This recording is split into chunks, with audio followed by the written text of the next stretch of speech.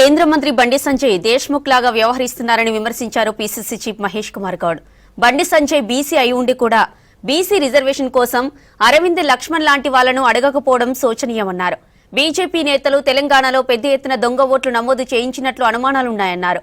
ఎన్నికల కమిషన్ బీజేపీకి అధికార ప్రతినిధిలా వ్యవహరిస్తోందన్నారు. 8 మంది బీజేపీ ఎంపీల గెలుపునకు దొంగ ఓట్లే కారణమంటున్న పీసీసీ చీఫ్ మహేష్ కుమార్ గౌడ్తో Venkatesh face to face. Janahita Padayatra రెండో రోజు కరీంనగర్ జిల్లాలో కొనసాగుతోంది. అయితే నిన్న పాదయాత్ర ముగింపు సందర్భంగా పీసీసీ అధ్యక్షుడు మహేష్ కుమార్ గౌడ్ సంచలన వ్యాఖ్యలు చేశారు. ముఖ్యంగా ఓట్ చోరు నినాదం పెద్ద ఎత్తున ప్రచారం జరుగుతున్న నేపథ్యంలో తెలంగాణలో కూడా ఇట్లాంటి జరిగి ఉండొచ్చన్న అనుమానం వ్యక్తం చేశారు. ప్రజెంట్ ఆయనతో పాటు మనతో పడ్డారు. ఏంటి నిన్న చేసిన ఆరోపణలతో పాటు బండి సంజయ్ని దేశ్ముఖ్ అంటూ సంబోధించారు. పెద్ద కామెంట్ లాగా చూస్తున్నారు వాళ్ళు, మీరేమంటారు? దేశ్ముఖులు ఎవరు? రెడ్డి, వెలమ, అన్ని కులాల్లో ఆర్థికంగా బాగా బలపడితే దేశ్ముఖులు అవుతారు. ఈయన వ్యవహారం అంతా కూడా దేశ్ముఖ్ లాగానే ఉంది. బండి సంజయ్ గారిని నేను పార్టీలు వేరైనా ఒక బీసీల వాయిస్గా అభిమానించేవాడిని. బండి సంజయ్ని బీజేపీ రాష్ట్ర అధ్యక్ష పదవి నుంచి తొలగించినప్పుడు కాంగ్రెస్ పార్టీలో వర్కింగ్ ప్రెసిడెంట్ నేను స్పందించిన. కానీ ఇలా బాధ ఏంటంటే ఆయన బీసీల ఓట్లు వేసుకొని బీసీల బిడ్డగా ఎదిగి ఇలా బీసీ నాయకుడు కేంద్ర మంత్రిలో గొప్ప స్థానానికి ఎదిగినాడు, సంతోషం. కానీ ఇలా బీసీల గురించి మాట్లాడకుంటే అంతకన్నా దౌర్భాగ్యం ఏముంది? 42% రిజర్వేషన్ ఎవరు ఇచ్చారు? ఈ రాష్ట్రంలో కాంగ్రెస్ ప్రభుత్వం ఇచ్చింది.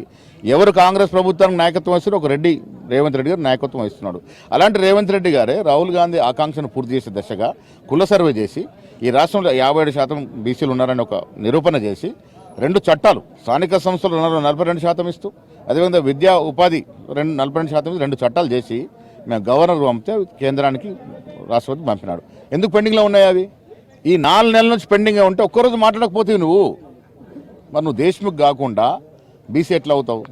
నా క్వశ్చన్ ఏంటంటే, మీరు ముఖ్యమంత్రి, బీసీ ముఖ్యమంత్రి అంటారు. అరే, రాష్ట్ర అధ్యక్ష పదవి మారుస్తే ఎంతోమంది బీసీల్లో సమర్థుల నాయకులు ఉంటే కూడా మీరు రామచంద్రరావు నేశారు. రామచంద్రరావు కూడా సీనియర్ నాయకుడే. బట్ మీరు బీసీ వాదం అక్కడ పలసబడింది కదా. ఇప్పుడు బండి సంజయ్కి, అరవింద్కి, ఈటల రాజేందర్ గారికి, నేను లక్ష్మణ్ గారికి నేను సవాల్ విసురుతున్నాను. నిజంగా మీరు బీసీ బిడ్డలు, మేము ఒప్పుకుంటాం. కానీ మీరు ఆ బాధ్యత ఎంత మేరకు నిర్వహిస్తున్నారో ఒకసారి ఆత్మపరిశీలన చేసుకోవాలి. రాహుల్ గాంధీ చేసినట్టుగానే మీరు ముఖ్యంగా తెలంగాణ నాయకుల మీద మన బండి సంజయ్ అయితే గతంలో ఉన్న రికార్డులన్నీ అధిగమించి ఎంపీగా గెలిచారు. అక్కడే అనుమానాలు ఏంటి మీ అనుమానాలు ఏంటి? ఏమైనా ఆధారాలు ఉన్నాయా? కరీంనగర్లో 2 బెడ్రూమ్ల ఇంట్లో 69 ఓట్లు ఉన్నాయి. ఎట్లా సాధ్యమవుతుంది? రాహుల్ గాంధీ గారు మహారాష్ట్ర ఎన్నికల సరళిని పరిశీలించిన తర్వాత కొన్ని రుజువులతో సహా బయటపెట్టినారు. ఒకే ఒక్క సింగిల్ బెడ్రూమ్ ఉన్న ఫ్లాట్లో 49 ఓట్లు దాదాపుగా నమోదైనాయని. అది ఎలా సాధ్యమవుతుంది? ఈ దేశంలో ప్రతి పౌరుడికి, మీకు కానీ నాకు కానీ ఒకే ఓటు ఉండాలి, ఒకే బూత్లో ఉండాలి. ఇలా మహారాష్ట్రలో ఓటు ఉన్నటువంటి పౌరుడికి గుజరాత్, పక్క రాష్ట్రం గుజరాత్లో ఓటు ఉంది, దూర రాష్ట్రం ఉన్నట్టు కర్ణాటకలో ఉంది, మన దగ్గర కూడా ఉండొచ్చు కదా. ఇప్పుడు మొన్నటి వరకు ఒక అనుమానాలు లేవు. రాహుల్ గాంధీ గారు రుజువులతో సహా బయటపెట్టిన తర్వాత మాకు బలంగా అనుమానాలు ఉన్నాయి. ఇక్కడ మొన్న జరిగిన పార్లమెంట్ ఎన్నికల్లో 8 మంది పార్లమెంట్ సభ్యులు గెలిచేటువంటి పరిస్థితి బీజేపీకి లేకుండే. బట్ అనూహ్యంగా 8 మంది గెలిచారు.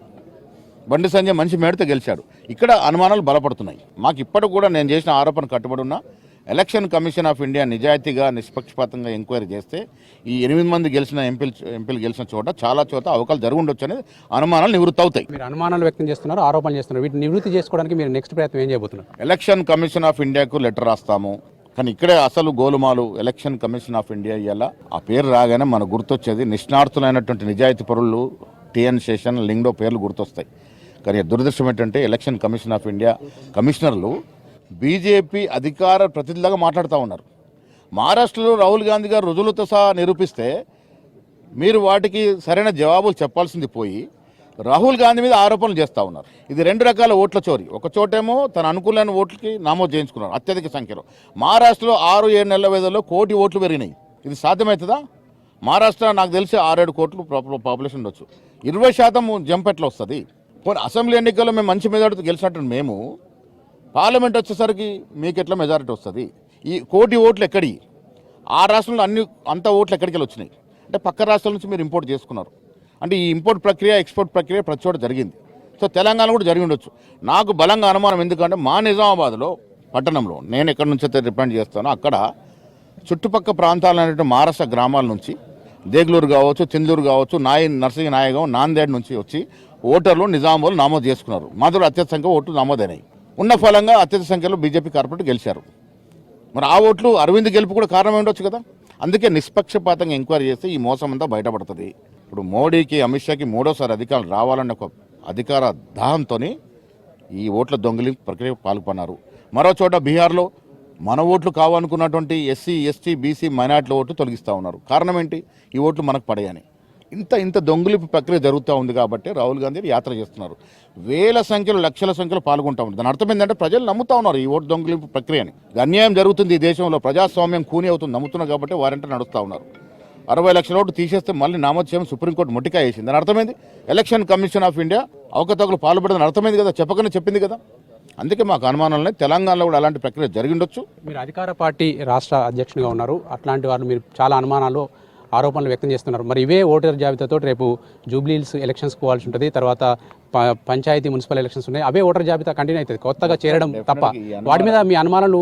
ఈ అనుమానాలనే జూబ్లీహిల్స్ కూడా అలాంటి అవకతవకలు జరిగే అవకాశం ఉంది. నేను మా 3 మంత్రుల కమిటీకి సూచిస్తా ఉన్నా, మన బిఎల్ఎల్ని బూత్ లెవెల్ ఏజెంట్ ప్రతిష్టపరచుకొని ఈ ఓట్లంతా కూడా సరళిని పరిశీలించాలి. దొంగ ఓట్లు జూబ్లీహిల్స్లో కూడా ఉన్నాయి. పక్క ప్రాంతాల వాళ్ళు వచ్చి ఓటును ఆమోదు చేసుకున్నట్టు సందర్భాలు ఉన్నాయి.